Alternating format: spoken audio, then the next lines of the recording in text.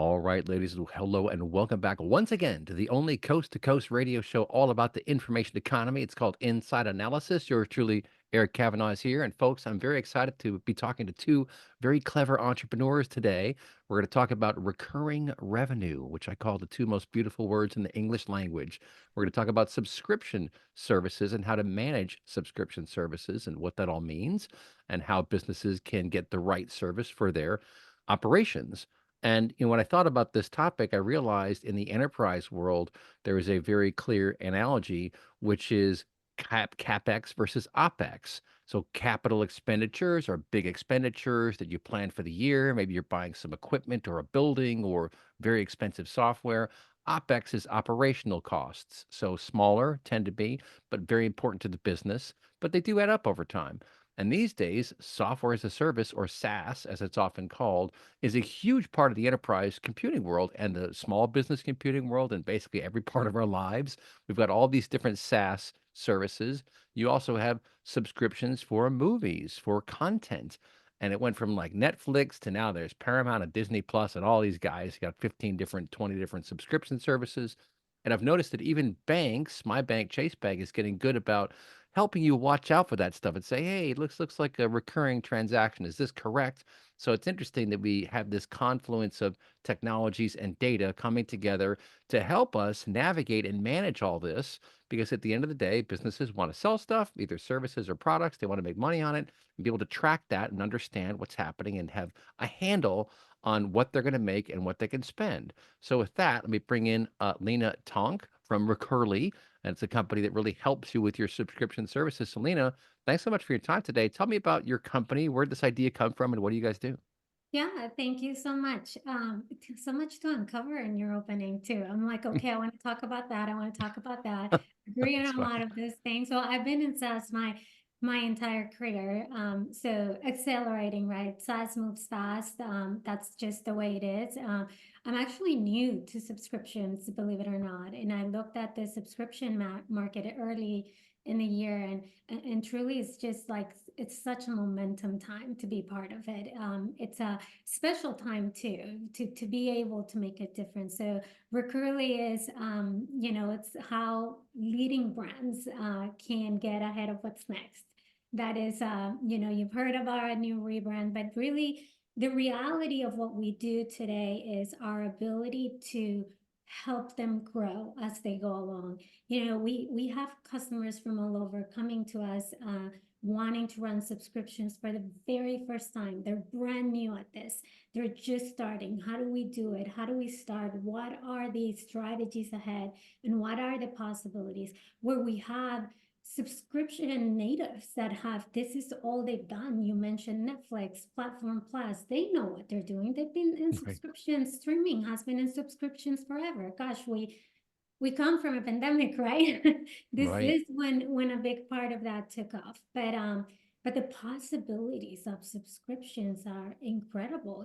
That ability that you have in subscriptions to connect with you and me as people, as subscribers, as consumers on everything that we do. I came to subscriptions, and I have a bunch of subscriptions now because I Right. didn't realize how many of them they were. Right. But the ability that we have at Recurly, because of the customers that we have and all the data that we carry, to be able to show them the way to kind of chart the course for these companies that are coming in new into subscriptions. We're seeing, like you said, any company, your bank, you mentioned you personally. I can say probably anyone I talk to, they say, "Oh, you're in subscriptions."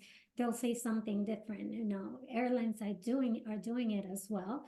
Um, Food, clothes, retail, like they're into subscriptions because it is a fast way to Mm. generate revenue, and when done right, and when you have a guide, it's actually pretty powerful for revenue, but also at the end of the day, on how do you make a difference, how you make some value out of what you're doing. So I love it. I love the industry. When I first looked at it, I'm like, I have to get into this industry. I want to be able to get into something that is moving and shaking. And I think subscriptions are moving and shaking the world. That's pretty cool. I agree with you. And what's interesting from my perspective is how to do this kind of service properly, you have to fuse a number of different very important operations. FinOps, for example, financial operations, taking money, sending money, accounting for the money, being able to offer some services to your clients to analyze the data, for example, to understand what it is. I mean, these are typically 2, 3 different departments that would do their own thing, and you're fusing that all into one platform to leverage that for your clients, right? Right. And think about of the complexity of it sometimes, right? Payments alone, right? Like everywhere you go in the world, like we have many of our customers that are fastly growing that want to go global or want to expand globally even more. They want to grow in the global setting. Payments are going to be completely different anywhere you go. You go LATAM, you go EMEA, you go here, we're all going to take payments different. We actually have behaviors culturally that are very different when it comes to payments. So it's um it's complex in a way where I see it is complex of opportunity because of the investment that is happening in the industry and because of the attention that I believe the industry has today. Hmm. That's a good point. And when you do fuse these different functions, number one, you improve efficiency. But number two, I'm guessing you also improve reporting. So one business executive can log into his account or her account with Recurly, and ideally you're seeing things that previously you would have had to go to 2 or 3 different other systems to access, or you have to get on the phone and call people or wait for reports at the end of the month. And these days, that's often not fast enough. I mean, you have to see on a day-to-day basis what's happening in your organization to really feel like you have a handle on things, and that way you can take action to improve marketing or improve production or figure something out, hire people to do more production if that's what you need. But to have that constant finger on the pulse of your business, that's probably one of the best benefits of this approach. What do you think? I agree 100% in that, at the end of the day, when I mention all this data that comes uh, through our platform day in and day out, number of subscribers, customers that we're serving for their subscribers, if we don't do anything with that data and being able to guide the way for the ones that we have today, if we don't do anything with that data, then what are we doing? Like you said, it's too slow. Subscriptions overall, like they move fast. I mean, you see it, you do it in your phone. Most of my subscriptions, I realized that when I was going into Discovery, I'm like, every single subscription that I have is on my phone. And it takes seconds to set them up. So how do you get those customers to grow and get ahead of it? It's pretty interesting. And if you don't have that ability to provide those reports, to provide that view and that predictability on like, if you do this, you could possibly get that. It's going to be absolutely critical. And I don't say in the future of subscriptions anymore. I say in the present of subscriptions. I used to say that like 3 months ago. And after really getting a merge with merchants, I'm like, yeah, no, this is happening. It's happening right now. It's exciting. That's very cool. That's very cool. Well, let's talk to one of your customers we have on here, Andrei Rebrov of Scentbird. Tell us a bit about yourself and why you are interested in this payments industry. Hello, Eric, and thank you for having me here today. So, yes, Scentbird. Scentbird is a subscription service for perfumes and colognes, and we started 10 years ago. And we started with a simple idea in mind: how to make it easier for people to buy fragrance online. Because at the time, people went online to buy fragrance that they already know as a gift for someone or as a gift to themselves. As a discovery for that, you'll need to go to your local fragrance store or call the Sephora if you live in a big town and try something new. Unfortunately, it didn't give you much of opportunity to discover something unique, some fragrances from Europe, for example. So we came up with the idea of fragrance repackaging. So we did a lot of customer interviews and we noticed a common thing. People said, I have 5, 6, 7 perfume bottles on my desk. Most of them are half empty. And I kind of want to buy more. I want to try something new. Like think of, I know if you drink wine, people tend to try something new, try a new wine, but I cannot justify the purchase because I already spent more than $1,000 on all these fragrances. They're still there. So it is a big deal for me to spend another 100 on them. And this is how we came up with the idea of repackaging. So I said, okay, fine.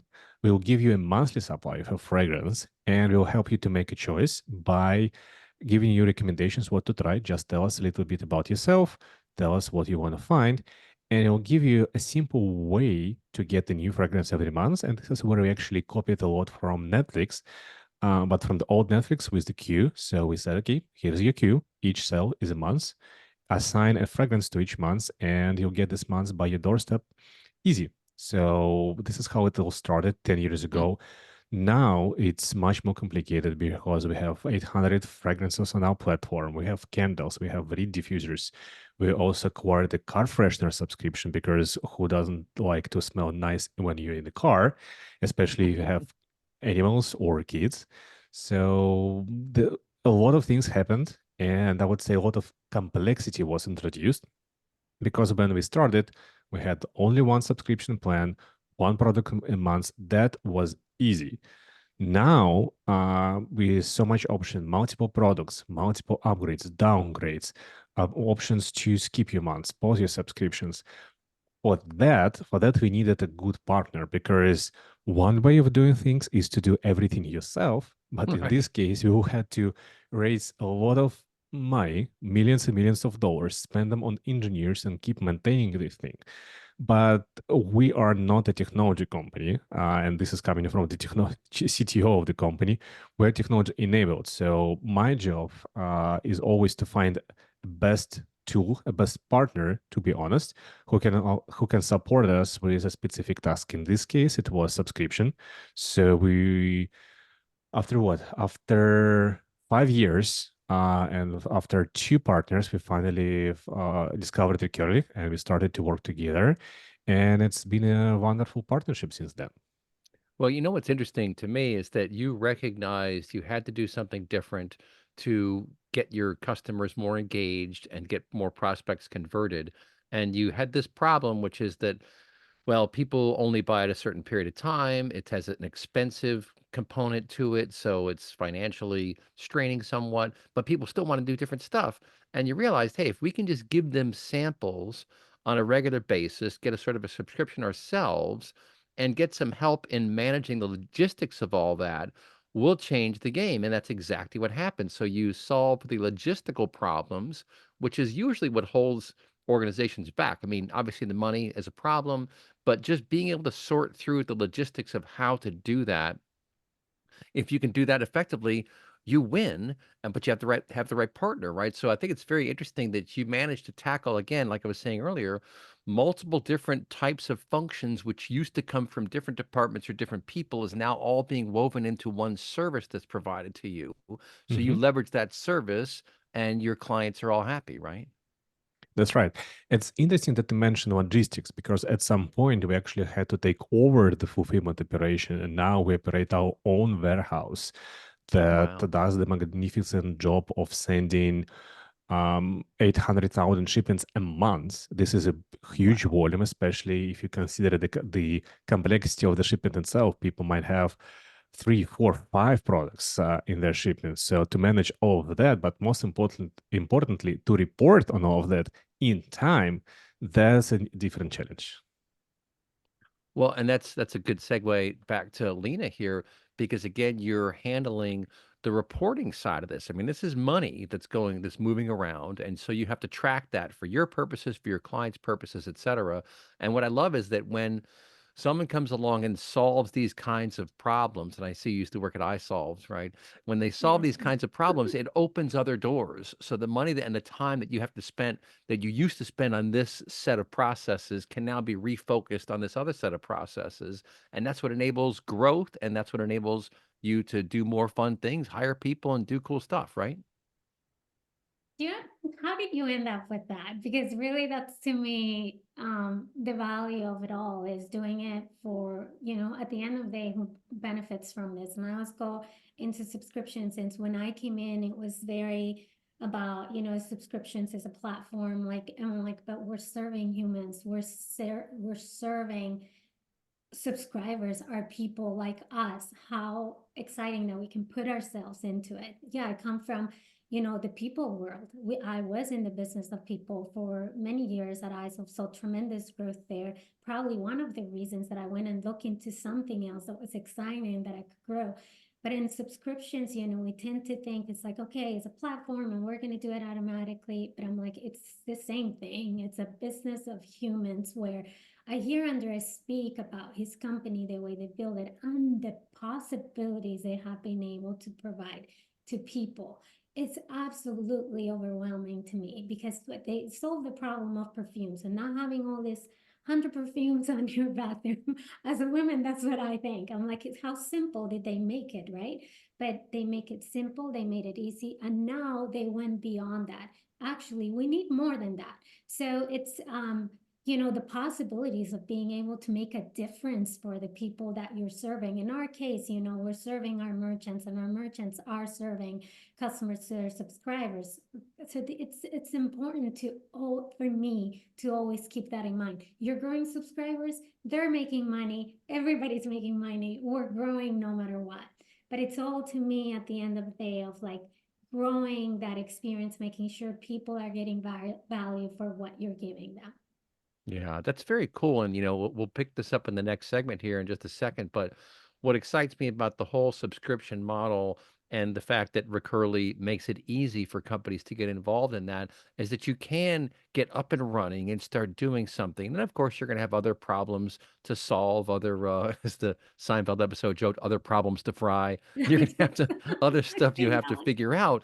But at least you're going now and you have this revenue stream, and then you can kind of focus around that because getting up on the surfboard, that's the hard part. Surfing can also be hard, but it's fun. So it's like getting the ball rolling. It's like getting up on the surfboard, and then you're like, all right, okay, it's still challenging, but it's fun and challenging as opposed to frustrating and challenging, and which is when you can't even get up onto the surfboard. That is not fun at all. It's frustrating. And Right. that's how a lot of people feel, I think, when they're trying to start a business and you have to pull all these things together, get all these people aligned. It's a very serious challenge. So anything that can grease the tracks to expeditiously launching products and getting the money moving, that's good stuff for me. And it's great that it's software as a service. So almost anyone can hop on and learn more about it. Well, folks, don't touch that dial. We'll be right back. You're listening to Inside Analysis.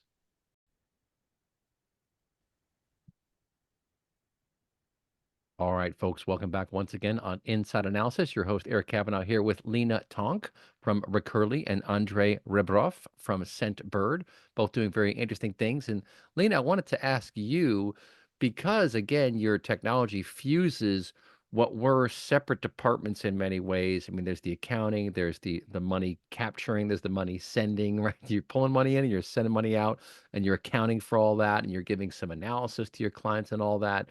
Where did this start? Like, what was the first vision of the company, and what was the first part you built? How did it kind of grow over time? Oh my gosh, yes. That is the best story actually about Recurly. One of the reasons I joined. I think they took the beginning of the company, it was very, very product led, very early days. They were solving for a problem on subscriptions, early on in subscriptions, and payments was a big part of that as well. But what I think I like the most about the story of Recurly years ago is the fact that I think they did it right. When I arrived to look at the platform, I was overwhelmed by the platform in the most beautiful way Hmm. because of the possibilities. And it all came down to the early days. This is what it really came down to. I think as a CMO, when you're making a decision to make a move, especially when you come from somewhere you absolutely loved, I loved my time at ISO very much. The it is important to just really dig into a platform, into a technology. If you're in SaaS, and to understand how much can this grow? What opportunity does this have of growth? And a lot of times you look at that without looking where the history comes from. So I think the way I see it, I applaud, and Andrea and I have talked about this. I applaud our engineering teams, our developers. They are tremendous. To me, they are the best in the business. I always say about my job, I actually told my kids who I saw this weekend every day, I learn something every single day. Every single day, I learn something new. because at the beginning they concentrated so much in making sure that this product was going to have the ability to expand, report on ways that at the time they didn't even thought they would need. So today, when we come in with a new strategy or something that we want to do, or a big customer that has, for example, has had tremendous experience or growth within the subscriptions industry, and say, you know what, we want to bring everything on, but we also want you to do this and do that, and then look at payments in this way and tracking on this way. We have the ability to do that. I fell in love with the technology before falling in love with the market. And that's a hard one to say, because I do think the market is what makes Recurly even better. It's a really, really cool market where everybody's in it for the growth, no matter who we are, competitors included. We're excited about the possibilities of the future, and our platform allows us to do that. So I have a lot of respect for the early days of Recurly and what they are today, allowing us to do the flexibility that it brings when we have a customer, no matter the size. Yeah, that's very interesting. And you're reminding me of one of my favorite cliches. I'm a big fan of cliches. There's an English cliche that says, well begun is half done. In other words, if you get off on the right foot, if you build the foundation well, the rest is kind of easy. But if you don't get off on the right foot, if the foundation is not rock solid, then you're going to have all kind of trouble. And it sounds like Recurly really figured out what they were trying to build at the outset and made sure that foundation was very, very strong such that it can scale. And that's what you need to do in software as a service. You have to be able to scale. You have to be able to scale out, scale up, scale back down when you need to. And it sounds like that's what you're doing. And that's what you're enabling too in the subscription business is you're enabling a company to scale out quickly. If you do a big promotion, you can get a whole bunch of people logging on and you never know what's going to work and what's not going to work. So the easier that part becomes, the easier it is to grow companies, right, Lena? Yeah, and the flexibility that comes with what was built beyond. But today, I sit on some calls where even an engineers are in, or developers, and they're put in front of this very complex situations where they're like, if we connect this and we have to do it, it's like it's accelerating to watch him. This is what they love to do. But it was the Recurly culture all along in the early days, where we were going to build this thing that is going to allow us to pretty much do anything. And I do joke around here sometimes, and I'm like, I'm going to find one thing that we can do. CTO always tell me, no, that's not going to happen. But it does, That's funny. and we were talking about rapid growth, rapid revenue, what it means to be in SaaS, and what is needed for companies to grow as fast as they need to. This does the trick, and it's very important. It's exciting. Yeah. And I'll throw it back over to Andre to comment on this. When you started getting rolling, I'm guessing it was exciting for the reasons I've outlined, which is that now you can see what's happening. You've kind of opened a bit of a floodgate to money coming in, and you can monitor it. So in real time, like day to day, you could be looking at numbers to see what's going on. And the other really good thing about that is marketing and being able to track the efficacy of marketing. Because I will tell you, I've been in this business a long time, and attribution is very difficult. It's very hard. Usually, you're just making a guess about something. But if you have that daily feed of information, of data that shows you the money coming in, it's much easier to start aligning, go, huh, okay, so there was this campaign there, it's that campaign there. It sure looks like this is driving some revenue. I bet from a marketing perspective, it's great too, right, Andre? Sure. And that's actually my favorite thing to do every day, to refresh the dashboard with all the new sales and incoming money.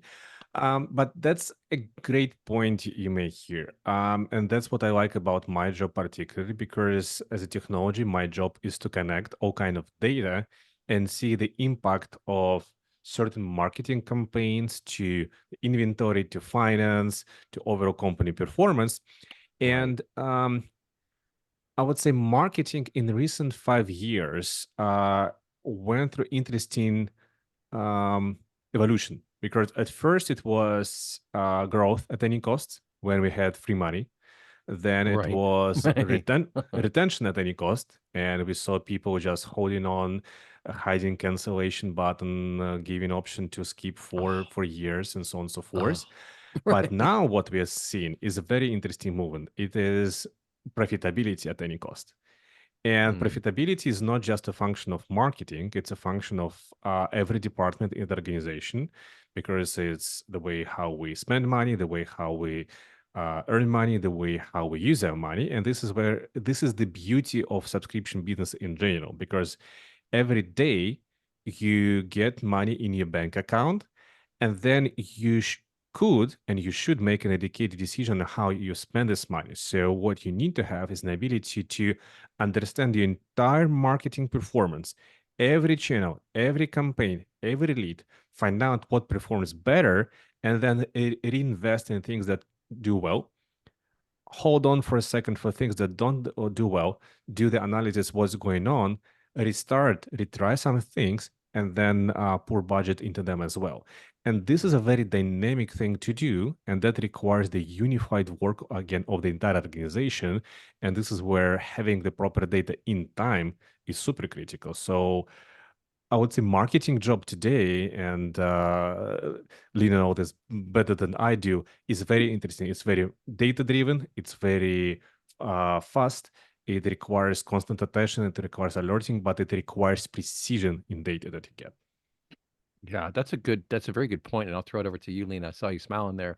I'm guessing that you love the visibility too, because I'm an old digital marketer. I started doing tracked email marketing in the year 2000, which is 24 years ago, which means I'm like 3x the tenure of most veterans in the industry, right? 24 is a long time. And once you can see, you can't go back to living in the dark. You have to be able to continuously see, but not all numbers are real. And in this social media world, I mean, you throw money at Facebook, Instagram, different places, strange things will happen. And I'm not sure that it's all legit. I'm not, saying that they're intentionally being deceptive, but the one thing you can sure count on when you count is the money. And so if you can see the money coming in, you can build out from there and make sense of the other numbers. Is that about right, Lena? Look, yeah, I mean, I have 1,000 opinions in marketing. That's probably why Andrei and I became such good friends. I love marketing. I think one of the most important functions, if not the most important function, to allow a company to grow and to grow fast. And if you are very smart and clever, not just smart, you got to be a little clever with your money and your investment, I think you can go a long way. I'm with you 100%, Eric. I think that it's very interesting, even on early days on marketing, is at the end of the day, we all had to prove that we're doing and there's some return on what we're doing. Right. That was early days. Today it's like 100%. You better be showing that you're generating pipeline, that your pipeline is in fact a good pipeline. I don't believe on ginormous numbers in pipeline that are not showing conversions. I'm like, that's my passion. Conversion means quality. You keep sales happy, they can close faster. But at the end of the day, the who is really getting the value of spending this money, whatever route I brought them in, whether it was from my website, whichever route I brought them in, the value of what you're given, is it there or if it's not? Because if it's not going to happen. It's just not going to work. No matter how much money you put into it, it's not going to work. But the interesting part of marketing, and I think the most difficult part about marketing, is how creative and clever, I was saying, you have to be at all times, depending on what month, depending what time of the month, depending on seasonality, behaviors, and people. So I spend a bunch of my time thinking about the people that I would love to have as part of Recurly. I spend more money on that, more people researching those type of things instead of Hmm. putting money on other ways that are just going to automatically bring me people that eventually they might not be just great fits. But I have to show you something. I was trying to grab it That's while we okay. were talking, but Yeah. this is probably for a marketer, this is a great marketing book. It's just Andrei's recent book. He's Nice. just a Beyond the brand new box. published author. His book has very clever ways of marketing, and I love that the way they've approached marketing in Scentbird is probably the reason why they have so many different revenue lines now, because Hmm. they didn't just sit and think there's one value and we're good with the value that we're providing, but there's more possibilities within that value. Yeah, that's cool. Beyond the box. I like that it's not just Beyond the, outside the it's box, so right? cool. Yes. It's beyond the box. I like that, And the Andre. box of like people are like the box, the subscriptions box. Right. So it could be any box. Right, that's true. Well, and the boxes keep changing. I mean, I think that's the hard part, Andre, right? Is that the boxes keep changing, the sand keeps shifting. You know, we're in a very dynamic, turbulent time right now. We've got AI we could talk about maybe in the next segment a bit, but real quick, what was the motivation for the book and Beyond the Box? Sure. I would say I'm a very lucky person because I tend to meet a lot of great and smart people. I usually in the room when I'm definitely not the smartest person. So I have opportunity to learn a lot. And throughout my Sandberg career, I just met a lot of people who gave a lot of great knowledge for free. And I felt obligated to share it further because I love to go to events, I love to go to conferences, I love to share my experience. And in many cases, you can share a very simple thing with people and it can significantly change the outcome of their actions. It could be in technology, it could be in marketing, it could be in finance. And I thought maybe like I want to write a book. On one hand, it is a very selfish thing. Now I can add on my LinkedIn a published author, but on the other hand, I really wanted to help people who start this business because it is hard. Like it's hard to find the funds. It's hard to find the right product. It's hard to find the first 100 customers. It's hard to scale. It's hard to deal with regulatory things, and the list goes on. So if there will be a place where I can find some recipes, that would be great. Hmm, I like that. And you're right. Regulatory concerns, auditing, compliance, all these things. Depending upon your industry, there are lots and lots of things to be dealt with. And there are solutions to facilitate all of them. I mean, there's a lot of very interesting stuff happening right now. We are at the beginning of a Cambrian explosion of sorts around software as a service providers. But then the question becomes durability. Will they stick around? Am I going to place all my, eggs in this basket and then it's going to fall apart? I mean, these things do happen. And so you really do have to think through your architecture, your business architecture, your information architecture, what you're good at, knowing what you're good at, knowing what you're not good at, hiring people to do those things, right? Because if you're not good at something, don't force yourself to do things you're not good at. This is no bueno, as they say, south of the border. But folks, don't touch it. I'll be right back. You're listening to Inside Analysis.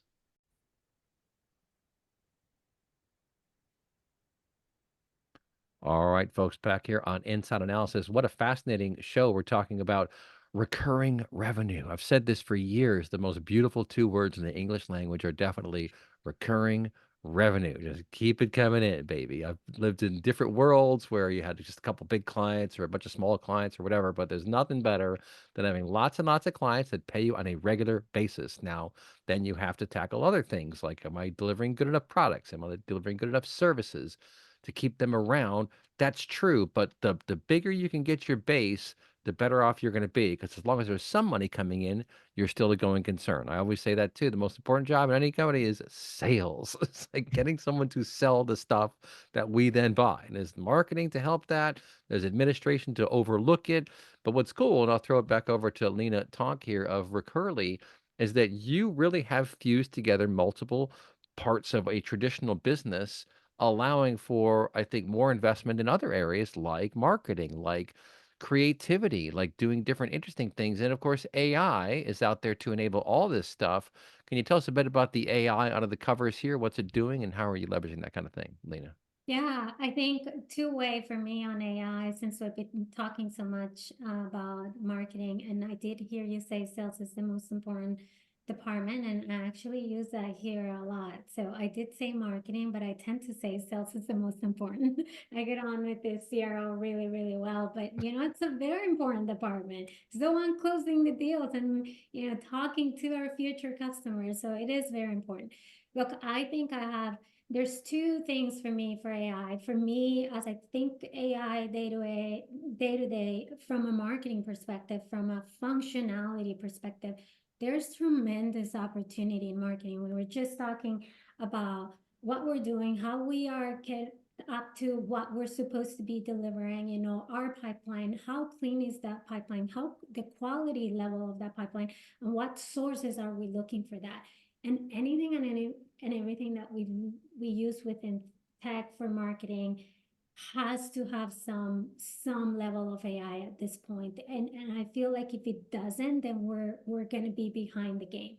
So AI within marketing for me, for the function itself, is super important.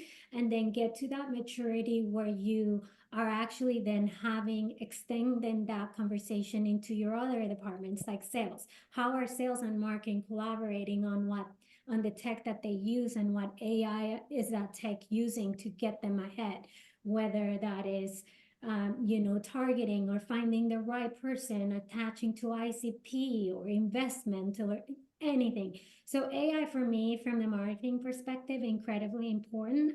I still believe in the business of people highly. I believe people being involved with AI, it's super, super important. People being able to manage these AI things and deliverables. After all, we're in the business of providing something to a subscriber at the very end. So we want to make sure that's done right. So that's kind of my perspective from the marketing side. But then when I think of it from the subscription market perspective, it's transforming subscriptions. I mean, I think it's transforming everything, period. But it is transforming subscriptions. Subscriptions, we talk about what things do we need to do better, and I'm sure Andrei has great opinions on this, but we talk about personalization as a key important driver of how we are connecting with our subscribers. I much like it when they're saying, "Hi Lina, how are you? How else can I help you? Hey Lina, welcome back. Here's what we got for you this week." So personalization and AI playing a part in that. Optimizing pricing, that's incredible. It's a great opportunity. How can I optimize the pricing for this subscriber without having someone, or AI can predict some of this, and improving retention, being able to look ahead, being able to start predicting behaviors and things that are happening already, and giving AI. I always say, when I find a group that is not so sure about AI, I always say, give room for AI. Don't let AI take over. Just give them a sit. See how together you can make things happen. And I think there's something very special. And when I joined, this was one of the things that blew me away about the platform, is the ability that we have of analyzing subscriber data. The platform does a tremendous job with this. The amount of information that you can get out of it is absolutely incredible. So your ability to use AI to start predicting some of like customer behaviors, for example, and then that takes you now into a marketing level of personalizing content and offering targeting recommendations. So the possibilities to me are absolutely endless. So I leave you with, give room for AI. Don't push it away. It doesn't mean that it's going to take over. I think a lot of people are scared of that. Then the last one, I think, is this. There's this dynamic ability that AI has to create pricing models as well. It helps you adapt to things quickly. It helps a subscriber. Subscribers are clever. Is a whole other generation out there. They're clever and they're fast and they move very fast. And what's very interesting is that, I have, I'm going to age myself here. I have a 21 and a 19-year-old, and I don't believe you. I'm just I kidding. promise. That's cute. And the their expectations of speed is blows me away. Hmm. Blows me away because of they had these devices much earlier than any of us. So they have the ability to just move on things much faster. So I try to ask them lots of questions. And over the weekend, I was with my kids and I was asking them as subscribers from their standpoint, and it's always about speed. It's always about like if you we knew before, if we knew.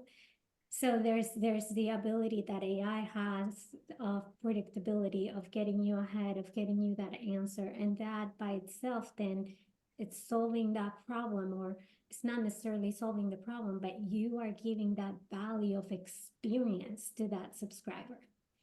That's So yeah, great. I'm quite fascinated with AI and the possibilities. I don't let it take over my life completely, but I do give it a lot of room to support. Yeah, that's one. I think it's an excellent perspective too. I'm going to steal that. That's great advice. Like leave some room for it. Don't let it overrun you, but do pay attention to what's possible. And Andre, I'll throw it over to you. What Lena was talking about with all the data that you get, that is very, very, very interesting. So if you have a significant subscriber base, especially being able to sit around and ask questions of the data of the system and to better understand different profiles, different segments. I mean, segmentation in and of itself, to be able to do that somewhat dynamically is incredibly powerful because a lot of marketing has been one size fits all day long. What do they say? Spray and pray, basically, or scattershot approaches of just throwing it out there. That doesn't work. And it's working less every single day. So the more data you can get, the more reliable data you can get about customers and segments in particular, the better a job you can do at marketing, at fulfilling, and all that fun stuff, right, Andre? Correct. And when we were discussing with Lena the ultimate result of the personalization, I was sharing my personal experience in how I went to one fragrance store in Paris. And like, this is the great experience, like the best that you can get. You go to this small store, it's just you, couple of people who actually create this fragrance. They know everything about it. So you can have a conversation with them. You can tell them their story. They will be generally interested in hearing this because they will know what kind of person you are. You will tell them why you're looking for a fragrance, what kind of fragrance you want, how you want to feel. And this is the ultimate personalization when it's all about you, when it's not about the marketing push, when it's not about uh, pumpkin spice latte whole campaign, when it's about you and your needs and your feelings, we can get there because now AI can do things much faster than any of us, and this is the speed that we need, and not just the speed. I would say we have a lot of great people in our organization, people who are super smart, who have an amazing experience in what they do. But unfortunately, all these people, including myself, we spend our day in some cases on mundane, boring tasks because we have to do. We have to write reports, we have to review reports, we have to do so much things that don't necessarily add value to the end product, but we still have to do them. Imagine if you remove all this and let people be focused only on something that makes the final product better. How Right. great experience customer will get, and this is what Yeah. possible with AI. Yeah. That's a really, really good point, and we'll pick that up in the podcast bonus segment in 1 second. We'll be right back. You're listening to Inside Analysis. All right, folks, back here on Inside Analysis, talking to two very interesting characters who know a lot about what they're doing and are very smart, obviously, and talented. And Lina Tonk, I'll throw it over to you first. Andre finished that last segment talking about how in the new world of AI infused functionality, people can focus on what they really want to do and don't have to do the things they don't want to do. And I'll give you a lesson I learned, gosh, probably 20 years ago now from a really smart lady named Maureen Cleary.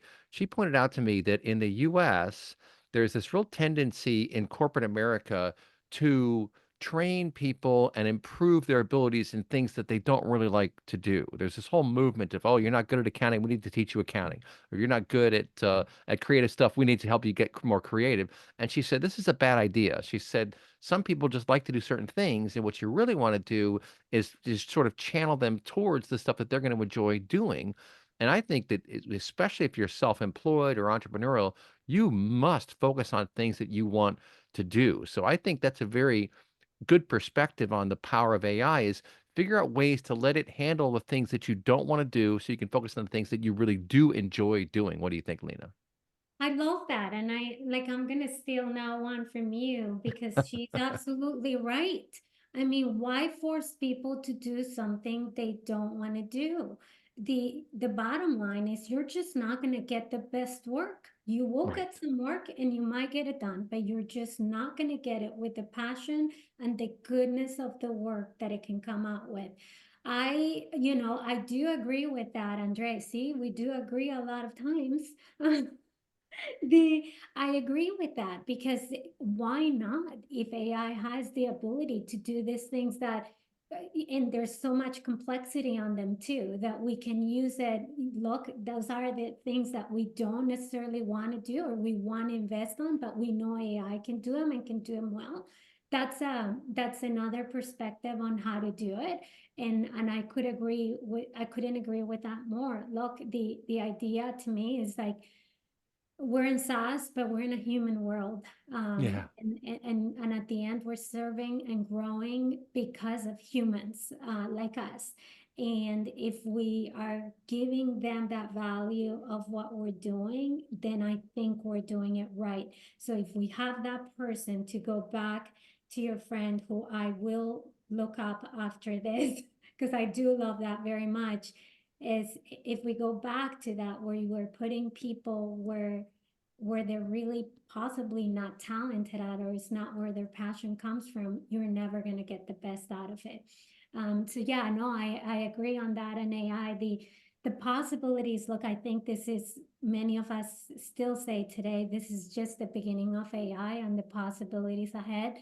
There's many of us, even as much as we're, even from the Recurly standpoint, we just released all the AI insights and what's coming on 2025, and we're doubling down on it. And it's exciting, but as much as you try to keep up with it, even on a personal level, it's accelerating. It's moving so very fast. So to try to get out of it what is best for you, I completely agree with it. From the Recruity perspective, I'm fascinated by what we're doing with AI because it's not quite that difficult. Because I go back to, we have all this data. Why can't we just wrap our arms around it through AI and then deliver it into our merchants, into Andrei and team in a way that they can start looking at the future and start building some lines ahead. So that part I'm fascinating. I'm gonna double down on it because I think here we're excited about that and the growth that it will provide and the value that it will provide our merchants. That it's a topic that will probably never end. Yeah. Yeah, that's good news for guys like me because I can sit here and talk about it all day, and it keeps changing, Yeah, right? that's don't want great. you don't want to talk about the same thing every day. You want to do new Right. stuff, like what do people talk about on the street? What do people talk about on the subway or whatever? You talk about what's interesting to you at the moment in time. And Andrea, I'll throw it over to you. Just about 3 minutes left here, but I think that the future of large language models and even small language models, I mean, these are at a certain point, you're kind of splitting hairs. But even though they're not perfect, as you mentioned before the show, humans are not perfect either. So we shouldn't expect 100% level of accuracy. But you do have to know where 20% error rates are acceptable, where 10% error rates are acceptable, things of this nature. But to Lena's point, if you can help a large language model get access to your corporate data, like they use vector databases and embeddings and all this kind of stuff, you ask it questions, that's going to be a very interesting future for business because you're going to be able to ask all kind of questions and get fact-based answers from this thing as long as it has citations, and that is going to fundamentally transform analysis and how we iterate in our business. What do you think? 2 minutes, go ahead. I fully agree with that because I'll give you an example. We have an analytics team, and they have a limited capacity of what they can do in 1 week. And in many cases, they ask people, hey, if you have this question, consider how you're going to use the answer. And if you cannot provide the educated response to this, please don't come to analytics team because we have other things to do. So imagine you have Right. an unlimited bandwidth for people to ask questions, because you never know how a piece of information will change your thought process, because you get this answer, then a Right. week later you realize this is how we can use it, and then it spurs completely different thing. So this is what I believe can happen when people can start asking questions, get educated correct results, and they won't be limited by humans anymore.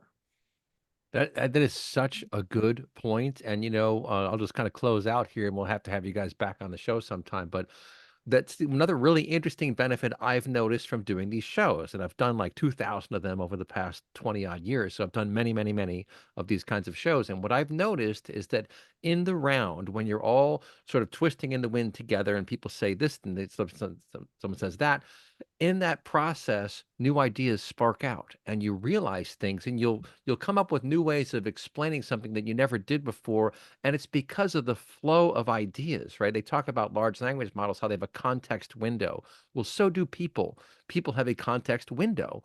And if you watch a 2 hour movie, if it's a really good movie, maybe you keep focused for 2 hours. That's a long time to Mhm. stay focused these days, right? Usually it's like, TikTok, 10, 15 seconds, and that's all they can do, right? So, we're a little bit worried about that with the kid all the time watching these videos, but nonetheless, we want new ideas. I mean, when you ideate, that's the first step in creating something, right? So first you ideate, then you create, then you manage and distribute and do all that kind of stuff. But that ideation is a hugely important part of everything. And it's what helps creators create stuff. What helps advertisers be creative. So all of that is fueled by conversation, by data, and to your point, Lena, by being able to interact with the data and understand and wrap your arms around the data. That's wonderful stuff. I'll look these folks up online. We've been talking to Lina Tonk, Linatonk, Lina Tonk, cool name, from Recurly, and Andrei Rebrov from Scentbird. And send me an email when I'm in the show, info at InsideAnalysis.com. You've been listening to Inside Analysis.